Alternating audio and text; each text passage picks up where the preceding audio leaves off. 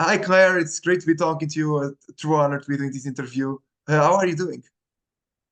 I'm really good, thanks. I'm at Sweetwater, and we're in rehearsal mode at the moment. So we've done a few days rehearsing, and it's going really well. So yeah, I'm really good, thanks. Yeah, and Big Train's new album will release this Friday on the 1st of March, if I'm not mistaken. Um, it's called Like of Us. How have the reactions been so far? From what I've seen, the reactions have been great. People have really embraced the new lineup in this album, and the songs. I think they've connected with the songs. It's about people. It's about people, and more of an inward album in some ways. And yeah, it's uh, Gregory Spotton, who's done lots of the writing for it, said it was the kind of the right time to do that, to draw from feelings rather than necessarily outside events. So I think that's been received really well. Yeah, and it should be because it's really a great album. I think you should be really proud of it. From what I've heard, it's great. Probably one of the best of Big Train's whole career. But in your own words, how would you describe it? How would I describe the album? Um, the album is it's a sort of no, it's a good question, isn't it? It makes me think. Yeah, yeah, hard Uh, one for you.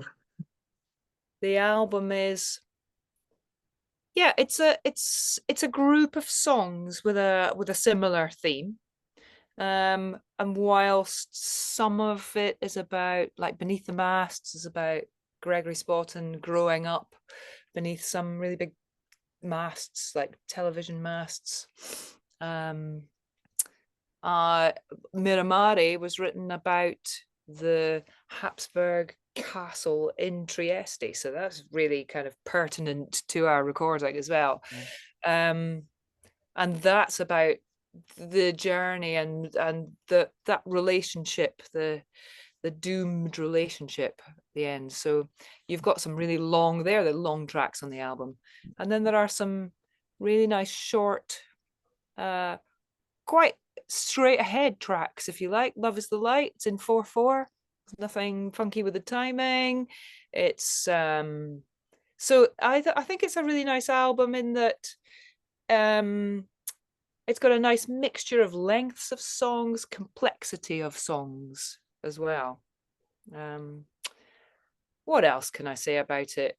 I think everybody got their time to shine and to put in Yeah, parts of definitely. themselves to this as well. So lots of vocal harmonies.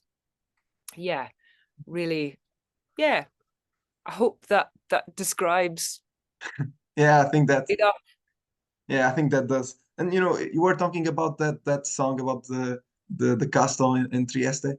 Was that song actually written besides or near the actual castle? I think so the bare bones of the songs was there. Um and some of the lyrics were there, but I think things got edited during that studio experience. And yeah, so yeah, I think the if you're talking about things starting from scratch, no, Yeah. it was already there was Mhm. there was the bones were there. I think it just got fleshed out a little bit. Yeah. And it was a whole adventure for you, to record in Trieste. Why did you decide to go to Trieste to record the album there? That's a good question as well. Um, Alberto Bravin, our lead singer, is from Trieste. It's his hometown. Um, I think this Nick Di Virgilio, as I understand it, has been putting in a plea for the band to record all together for a long time. Because previously, what has happened is demos have been circulated, so that what will get sent out to us all, because of course we all live all over Yeah, Europe, exactly. all over the place. So a demo will get sent out, a very bare demo, and then people will begin in their home studios to put parts in.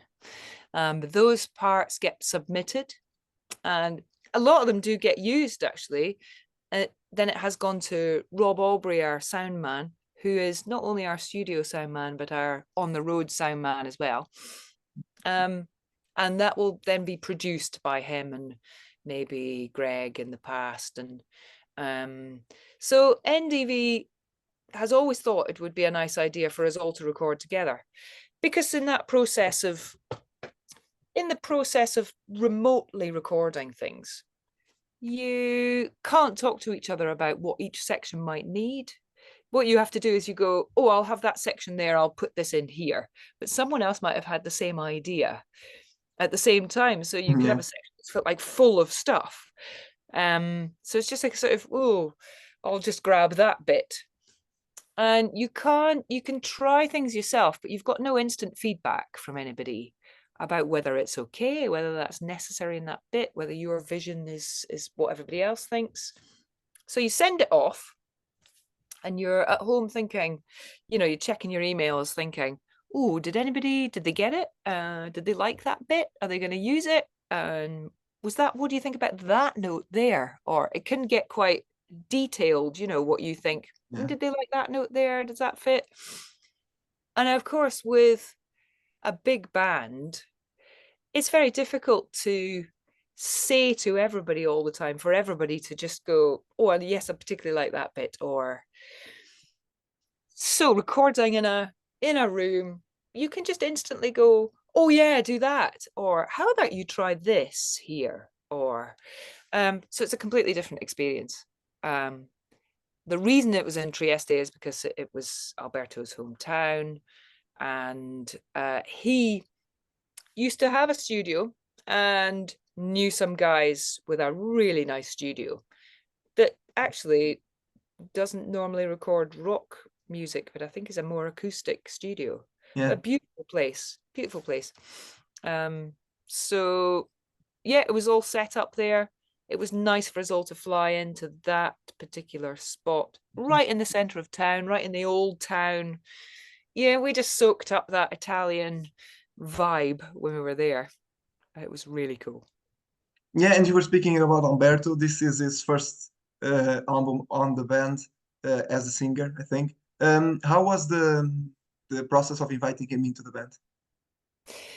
Yeah, so I think after David Longdon died, there was, of course, some time to just kind of take on the enormity of that tragedy. So David and Greg used to have conversations about what might happen if anything happened to one of them. It's a bit bizarre that they've had those conversations. And David had said to Greg, you must keep the band going. If anything ever happens to me, you must keep the band going. So I think for Greg, for a while, he just had to take stock and decide whether he really wanted to do that. And then he decided, yeah, it was David's wishes that the band keep going. He had seen Alberto play with PFM in the past, and he really liked him. And so I think I'm right in saying there were a couple of people invited to submit a kind of demo audition. And Alberto, I think they particularly liked the fact that he didn't sound like David. He's not someone with a similar voice to David particularly. I don't know. And also, yeah, Alberto, I think, told me that he'd said, okay, let's go for this. So he had submitted an audition, but not just of the lead vocal line. He did an arrangement of all the harmony vocals as well to the song he'd submitted, or maybe more than one. And so it's like, whoa, this guy's really done lots and lots of work on this. So yeah, it was Alberto. Yeah, and it was the right choice. With all the story of David passing and everything, this must be a very personal album, and for all of you, and especially for Greg. How did that influence the composition process for the likes of us? I think it probably did. I think there are a few songs. So there's been a few things happen with Greg, who is the main songwriter, and Alberto has done some as well, and of course NDV and Dave Foster wrote a song together.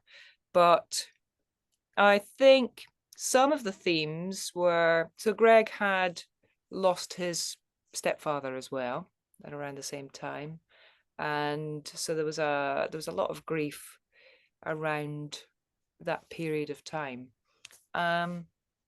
So he skates on. There's a song called Skates on the album. Now in Britain, I don't know whether you say this as well and anywhere else, but you've got to get your skates on. Now that's like roller skates, but it means you've got to get a move on and start living, get on with things. And there's nothing like losing someone to make you really aware of your own mortality, and you feel like you've got less time to waste. You kind of sense that's a real option for you. I mean, of course, it's not an option. It's going to happen to us Yeah, all, but you become more aware of it. So, I think that one really sits with that. Greg said he'd already written it, actually, but yeah, I think that I think it does weave its way into some of the songs. yeah, it always does. And Yeah. yeah, and you are not a new member, but I think this is also the first album that you on every song, right? Yeah, Yeah. that's right. So when did you become a full-time member to Big Big Train? 2021, right in the middle of the pandemic. We were still, I met everybody as we were still socially distancing. Actually, what was going to happen was a sort of live stream video in the pandemic was planned. And that was at a time when restrictions had opened up a little bit. So we thought we might be able to fly some of the others in. So that was all planned. And they said, will you learn all material and come and do these, it'll be 10 days or something, rehearsal and the video recording. So I was thrilled because I haven't played with a rock band for a while. And initially that was the only bit they'd said, would you just come and do that for us? And then I think they said, I mean, this is quite a nice thing with bands. They said, you can then see if you like us, we'll see if we like you, and then we'll take it from there, kind of thing. I think that's it's a nice way to do it, actually, to see if personality fits and see if their music fits as well. So yeah, that was 2021. Of course, that live stream got cancelled because restrictions were then got tighter again. But I'd already met the guys to do a photo shoot, actually, and they said, well, would you like to do some more? Would you like to do the next tour with us? And then I think it just sort of, then they said, would you like to do the American tour, which was cancelled? Gosh, so many things got cancelled, Yeah. didn't they? So I sort of I just kind of, I don't remember being officially asked to join, saying, right, you are now a member of this band. It just kind of just morphed into it. Yeah. Yeah, I think. Yeah, and you also, besides playing the violin, you also sing in some songs, right? Yeah, I think yeah, I've certainly got lots of backing vocals, Hmm. and there's a bit on this tour that I sing. If anybody's seen us play live, I do the female vocal at the end of Hedgerow. I do all that stuff. So yeah, I do sing. Yeah, and have you tried any different approach to sing, any new technique into this album? I think I just get into backing vocal territory, which is a more gentler approach. And also, when you do backing vocals, you're just simply trying to get as close to the other people's entries, in particular Yeah. exits, so that they all sound almost as good as a studio. It's all about blending for backing vocals. So yeah, I guess it's that about that. Yeah. Yeah, and you did a brilliant job. Now, moving back to the likes of us and to the album itself, the first song, I think that it's, despite being 6 minutes long, I think it's one of the best intros ever. Did you want to make it like sound like an intro to the album, despite being such a long track? Absolutely. Strangely enough, that track got written last. It got written right at the end, and it was written by Alberto. Mhm. And so he'd put that together. I think he'd listened to the whole album, because Alberto was really involved in the production and mixing of the album as well, with Rob Aubrey. And apparently Alberto sort of thought it needs something. It needs something else. It needs an overture. So it's absolutely an overture. And I don't know how obvious it is, but there are themes that then appear later on in all the Yeah. songs. They're in that overture. So yeah, quite clever. Quite Yeah, clever. indeed. That's a brilliant piece. I mean, for me, it's my favorite track of the album so far. Like you were saying before before actually starting the interview, you were saying that this album radiates a lot of love and stuff. Did you do that on purpose, or was just something that happened along the way? I think it just happened on the way. I think it comes from but we all get on really well. All our personalities are quite different, but I think this band gets on really well. We like each other. So uh, yeah, I think that's possibly something to do with it as well. And it's also, I mean, maybe it's timing as well, because at the time that these songs started to be written, the world's been through quite a lot recently, Yeah, and I think we all recognized during the pandemic and all the other things that are going on, that they're the connections with people and listening to music and caring for each other, being kind, are some of the most important things. You could yeah, say that that's right at the top of the list of things to achieve in your life, is to be kind and have good connections with people. So maybe it's that. Maybe it's the timing of that as well. It's yeah, kind of felt like the right thing to do at this time. Yeah. yeah. And also recording and writing in Italy, Yeah. also adds that fire maybe. Yeah. Oh, it's certainly a romantic place. Yeah. Yeah. Yeah. It actually, when we were there, it was really great. But I've realized, I will look back on that album with a lot of love. It was a great time. It was really good. It wasn't really like work. I just don't tell anybody. But it wasn't like work at all. It was just like, having a really nice time with your mates. Yeah. Yeah, and that's maybe why it sounds so great this time. I'm Um, really glad you like it. yeah. One of the things that I noticed when I was listening to it is that some of the songs have, or maybe I listened to it, have a brass section on it. Yet I couldn't find any reference of it on the press release or anything. So, Ah, what can you tell us about that brass section and everything, and where did that idea come from? so the brass section, I have been part of Big Big Train for a long time. I think Greg has wanted to have that English brass sound. Yeah. Um, it's got a very distinct flavor. Brass bands in the UK, I mean, you get them all over. My dad used to play in actually a silver band. He played trombone, and my brother did as well. But they have a very British sound. The coal mines in the Midlands of England, they all had brass bands. It was kind of part of the pit. It was part of that coal mine had its own colliery band.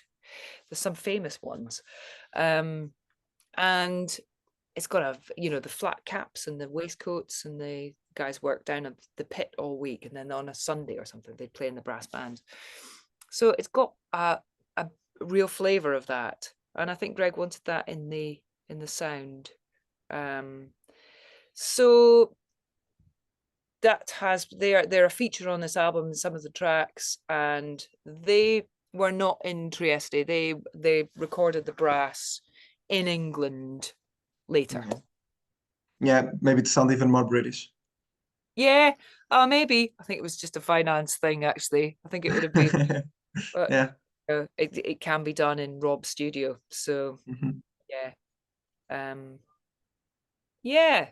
And we have a trombonist called Dave Desmond. He does the brass band arrangements, and some of the Yeah. guys are also in the Coldstream Guards, who are the Royal Brass Band. So the guys who play for weddings and funerals, Mhm. and coronations and that kind Yeah. of thing. Ones who trumpet in the whichever royal is the feature of the time. Yeah. Yeah. Now, moving on, The Likes of Us is also an album of firsts in many ways for Big Big Train. Also because this is the first album that you are releasing through Inside Out Records. Um, how did you establish that partnership? That's a good question, and I don't really know actually. Yeah. I'm afraid I'm not sure I have the answer to that. I don't know who made the first move, sort of thing. What I can say is, though, they are incredibly supportive. It's been a really great process, and I think they're really happy with the album, and I I also think the feeling is that it's nice to be with a record company who let you do what you do. So Mm. who don't necessarily, by all accounts, put a lot of restrictions or particularly in the creative department. So yeah, and it's a really nice release, beautifully done, great quality. Yeah. Um, Yeah, and they uh, are the house for the major prog rock and prog metal artists. So you fit very well into it. yeah, that's really nice, and I think it's done us some favors. It feels like that's made a difference with like some of the tracks, the pre-released sort of Oblivion and Love Is the Light. They've been watched a lot on YouTube already, Yeah. and I think probably put that down to, at least in part, being with Inside Out. Yeah, so Yeah. that's good. Yes. No, you already mentioned that Big Big Train has always been a very international band, and it has members all across Europe and sometimes all across the world, the globe as well. How hard is it to organize, things together and get around for tours and for recordings and stuff? Well, luckily we have an amazing team. So for us personally, we're just sort of told what to do, where to be, and when to be there. And so occasionally we book our own flights, but quite a lot of the time that's done for us as well. So I think it is really difficult. I think we have our team are Graham Collins, who thank you, Graham, who Mhm. pretty much is the brains of the logistics. And that, I don't think about it too much because my brain would Yeah. explode, because trying to get, not just the core of the band, but everybody else involved with it. We bring our own sound guys, tech, stage manager, and guitar tech. We everything has to be coordinated. Hotels, that we had to go to an embassy to enable us to work in the States here while we're here. Yeah. And so you've got to coordinate that and all the visas and trying to get 11 untogether. Well, we're fairly together, but potentially untogether people who the passports run out, or we're not there on time, or the weather sort of, Yeah. the trains are cancelled or everything. It's probably a really stressful job. But yeah, the pain of that is all taken away from us. And I'm really grateful for that. I think that also, Graham was involved in the Trieste in the recording of this as well. he organized the whole recording, the hotels, Yeah, the zero logistics. to off man. Yeah, and that means we don't have to worry about that. And I think that feeds into us being more relaxed and less stressed about that. We've got Graham's like our tour mum. He'll tell us what time we've got to be ready in the morning and what time where we're going to eat at night, and we just and that lets us do what we do, which is the Mhm. music. Yeah, And you can focus more on the music that way. And which I you are now in the United States and you are rehearsing for the upcoming tour. What exactly are you planning for that tour and to promote this album live? we're rehearsing in Sweetwater here. This is our little, I'll show you our room. I don't know if my, yeah, we've got this, we're in the studio here, which Yeah, is big room nice. so you all can fit there. Big room. Yeah, my thing's on charge, so I can't take you out there. So we're gonna do Sweetwater is it's amazing. It's amazing. It's got this music shop that we all keep popping in and out of. Just have a look at all the stuff there. It's also got a few theaters here, so we get to rehearse here for a week. Then we're just gonna move next door into their wonderful theater, and do our first show there. Then we're gonna get on a tour bus. We're gonna go to New Jersey, do 2 nights there. We're also just outside Boston one night. We're going to go up to Buffalo and do a concert there. Then we get on a plane. We're going to fly down to Miami and get on the cruise to the edge and do 5 days going around the Caribbean. And then come back here and we're going to do a recording workshop for a couple of days at the end of this short run. It's a short number, it's a small number of concerts this time. Hopefully it's the beginning of a way in so that we can do more next time, and get to more places and spend a bit more time here as well. So just a few around the northeast really, of the States. Yeah, and so far Portugal isn't in your plans, I think. And if the opportunity comes, don't waste it. We'd love to see you here. Love to talk to you Oh, personally. I'm sure we'd love to come. We want to go everywhere. Yeah. We want to go everywhere. So yeah, we would, because it's been a kind of Scandinavia, Germany, the Netherlands, Italy. It's kind of like it's a slice. We haven't gone much west. We've not been into Spain yet, or Portugal, or Yeah. France even. So yeah, it'd be great. Yeah, we're waiting for you. Um, well, just one last question before you have to go. I mean, you already said that you are not really used to play in rock bands. What other projects do you have that you would like to promote? You know? Oh, thank you. Well, actually, I have done some rock stuff. I played in a band called Stackridge for a while, and so they were really rock. Um, what other projects do I have? I am playing with a lovely songwriter called Kate Dimbleby, who is releasing an album pretty soon as well, like in April. And myself and my partner Brian have done lots of the strings on that album. And yeah, I don't think we sing on that, but yeah, so that's nice. That will be another album about feelings and relationships and growing up. And then I do a lot of folk music, and I do a lot of sort of Americana as well. So I wouldn't say I've got a project really that I can promote. But yeah, that's going on all the time. Life as a musician is great. You just get to kind of follow lots of different strands wherever you want to Yeah. go. So Yeah, never working. yeah, that's right.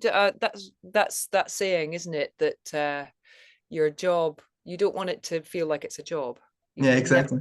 never worked a day in your life, kind of thing, because it's always just been nice. But yeah. Well, Claire, that's it. Thank you so much. It was an honor to do this interview. Would you like to send any message to your Portuguese fans? Yeah. See you soon, we hope. Yeah. Thank you very much. I'd like to say for following us, and we really hope you like the album.